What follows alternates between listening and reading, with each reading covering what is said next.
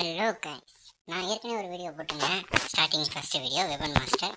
ஆனால் அது வந்து ஆடியோவும் வீடியோவும் கொஞ்சம் டிலே ஏற்பட்டுச்சு. ஏன்னா அதுக்கான காரணம் நான் வந்து ஃபஸ்ட்டு கேம் ப்ளே ஆடிட்டு அதுக்கப்புறம் வாய்ஸ் ஓவர் கொடுத்துருந்தேன். ஏன்னா வாய்ஸ் வந்து கொஞ்சம் இன்கரெக்ட் ஆகிடுச்சு, அதனால் போட்டிருந்தேன். ஆனால் அது இந்த வீடியோ நல்லா இல்லை.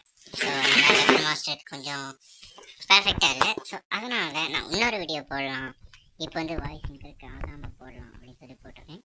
இந்த வீடியோ அந்த வீடியோ தான் இது. இப்போ ஒருத்தன் வந்தான். யார் அடித்தது? சரி, இது அடிச்சிட்டாங்க. ஐ திங்க் 2 பேரும் மேலே ஏறான். நல்ல டேமேஜ் கொடுத்தான். 2 பேர் நிற்கிறாங்க. இங்கே ஒருத்தன் இன்னொருத்தன் மேலே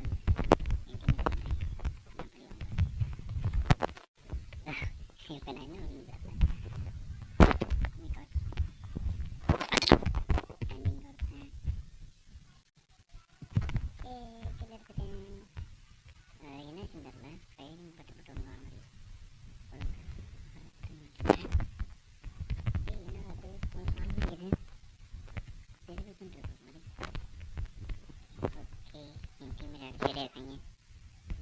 2 பேரும் கொண்டு போயிட்டாங்க.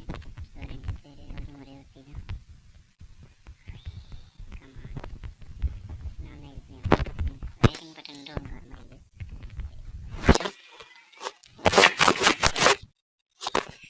இப்போ அடிப்போமா?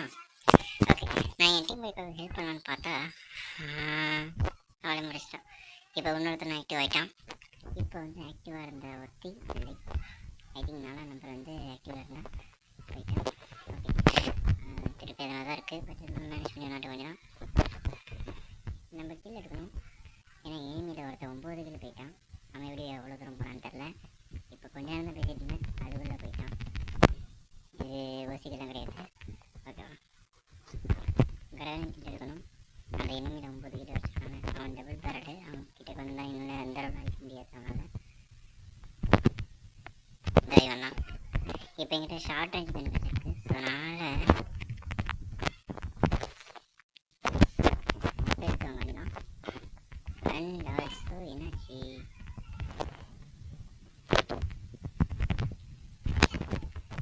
அந்த இனிமே உஷாராயிட்டான். சரி, நல்லா அடிக்கிறான், நம்ம போனோம்னா நம்மளே அடிச்சிடும் அப்படின்னு சொல்லி உஷாராயிட்டான் போல. இதோ இங்கே மேலே வந்துட்டான் போல.